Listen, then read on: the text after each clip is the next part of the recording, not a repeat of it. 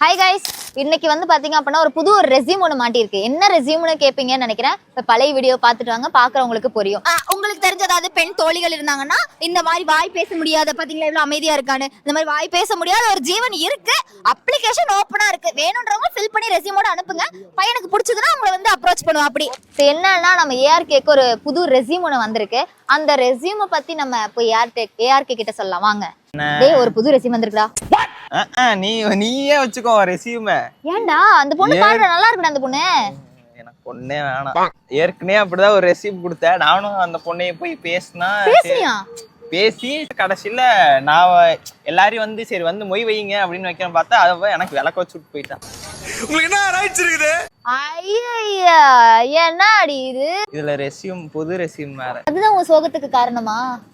வெள்ளக்காக்கா பறந்துடுச்சு, காணாம போய். ராத்திரியில வெள்ளக்காக்காவா? என்னடா சொல்ற, உண்மையாதான் சொல்றியா? யாரா அவ? ஏங்க என் தம்பி எப்படி பண்ணீங்க? என் தம்பிக்கு வந்து சோதனை. டேய், நீ தாண்ட 4 பேரை கலட்டி விட்டு REMO அப்படின்னு போகணும். REMOலாம் இல்ல. அப்புறம் பேக்வேர்ட்ல அப்படியே உட்கார்ந்து சோக பாட்டு போட்டு உட்கார்ந்துட்டு தெம்பாண்டி சீமையில தெரோடு வீதியில மான் போல ஏஆர்கே போல வந்தவனே யாரடிச்சாலோ இல்ல விட்டுட்டு தான் போயிட்டு